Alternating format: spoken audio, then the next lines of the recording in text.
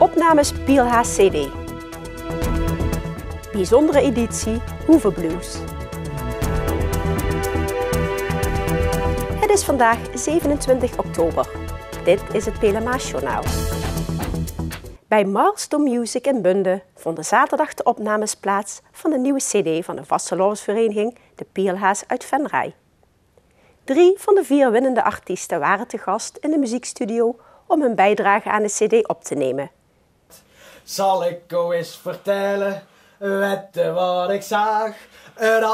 Alleen het duo Bjorn en Mieke was door ziekte van de laatste afwezig. Ralf en Wim, Naway en Nevin N waren enkele uurtjes bezig om hun nummers op te nemen. De cd wordt op zondag 16 november gepresenteerd tijdens de Hazenpepper in de foyer van de Schouwburg Venray. De cd kost €11 en de oplage is 1000 exemplaren. Afgelopen zaterdag schudde de Witte Hoeve op zijn grondvesten. Een bijzondere editie van Hoeve Blues, waarbij een droom van organisator Johan Philipsen uitkwam. Hoeve Blues, het bluesfestival van Noord-Limburg, maakte zich afgelopen zaterdag op voor een bijzondere editie. Nou, vanavond is eigenlijk wel een behoorlijk stevig avondje, want we hebben voor deze avond bands uitgezocht die behoorlijke bluesrock of rockmuziek maken. Dus deze editie van Bluesrock van het Bluesfestival Hoeve Blues is behoorlijk stevig. En wat maakt Hoeve Blues ieder jaar dan weer zo succesvol? Veel de programmering, denk ik. We zijn met 4 personen in de organisatie. Thijs Verberg, Geert Linders, Nen Vossen, de eigenaar van de Witte Hoeve. En ikzelf. En we proberen altijd een zo breed mogelijk programma samen te stellen. De uit de USA afkomstige bluesartiesten Dan Beard en Homemade Sin hebben de Witte Hoeve namelijk als eerste Nederlandse locatie opgenomen in de Europese Tour. Ja, dat is een beetje een unicum. Daar zijn we wel trots op. Want dat was natuurlijk een van de wensen om ooit Dan Beard hier op de bühne te krijgen. Dat was een kwestie van toch even erachteraan gaan. Contact met de manager. Heeft toch wel een klein jaartje geduurd voordat we doorgebroken waren als festival bij hem. En heeft hij toegezegd om hier naartoe te komen eigenlijk. Alles via de manager geregeld. Het past ook in zijn tour in Europa, want hij zit in oktober en november en tot december toe heel in West-Europa. En treedt bijna elke dag op in Duitsland, Zwitserland, Spanje. Mede-organisator Johan Philipsen is enthousiast over de komst van de Amerikaanse topmuzikanten. Nou, Dan Beard is een van mijn grote helden eigenlijk. In de jaren 80 al was hij met de Georgia Satellites, ook hier in Nederland, op onder andere Bluesrock in Tegelen. En ook alle festivals in West-Europa. Hij is een gerenommeerd producer in de Midwest in Amerika.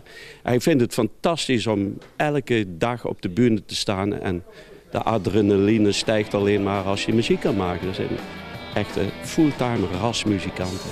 Andersom vindt Dan Beard het bijzonder om op Hoeve Blues te spelen. We're going to play part of it, so I know what to expect there, or kind of know what to expect. And I could hear at soundcheck, they were playing some very traditional numbers and it sounded great. Net als Johan omschrijft Dan Beard zijn muziek als behoorlijk stevig. We're a rock and roll band that is heavily influenced by country music, blues music, a roots music band that if you know the Faces, maybe the Rolling Stones, but I don't know, a little more aggressive than that.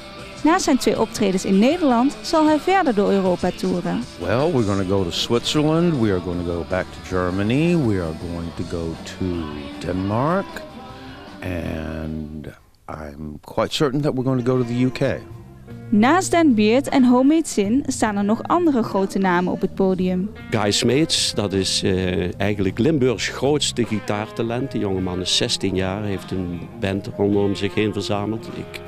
Ik heb de eer dat ik hem al ken sinds zijn 11e en toen speelde hij fantastisch. Toen trad hij al overal op de Blues Nights overal. En ja, nu is hij 16, heeft hij een vaste band met allemaal gerenommeerde muzikanten. Guy Smeets heeft dit jaar al heel wat optredens achter de rug. Ja, precies zoveel weet ik niet. Ik weet al dat we dit jaar eigenlijk bijna alleen maar festivals hebben gedaan. Maar ik denk dat we zo tussen de 25 en 30 keer per jaar optreden nu. Dus het begint lekker te lopen. Daar ben ik heel blij mee. Johan opent het festival samen met zijn Southern Blues Rockband. Hiermee komt zijn droom uit om in het voorprogramma te staan van Dan Beard en Homemade Sin. Ja, daar ben ik ook trots op. Dat klopt helemaal, ja. Om samen met een van mijn helden op de bühne te staan, ja, dat is natuurlijk een fantastisch gevoel. Ja.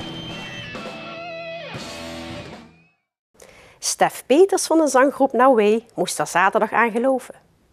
In de muziekstudio van Milestone Music in Bunde werd hij van zijn imposante baard ontdaan.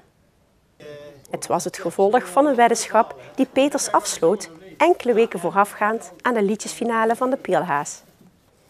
Peters voorspelde toen dat No Way bij de beste 4 van de finale zou behoren en dus op de cd van de Pierlhaas zou komen.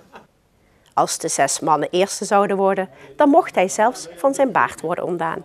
En dat gebeurde dus, waardoor Peters zaterdag zijn belofte tijdens de cd-opname inloste. Met een tondeuze en een scheermesje werd hij door zijn maten van zijn baard beroofd. Tot zover het Pelemagejournaal. Deze uitzending wordt herhaald tot en met dinsdag 6 uur 's avonds. Om 7 uur is er weer een nieuw journaal. Weer of geen weer, bij ons is het altijd vakantieweer.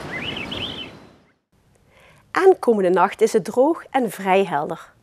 Bij een zwakke wind koelt het flink af naar een temperatuur rond de 5 graden. Morgen overdag is het droog en zonnig weer.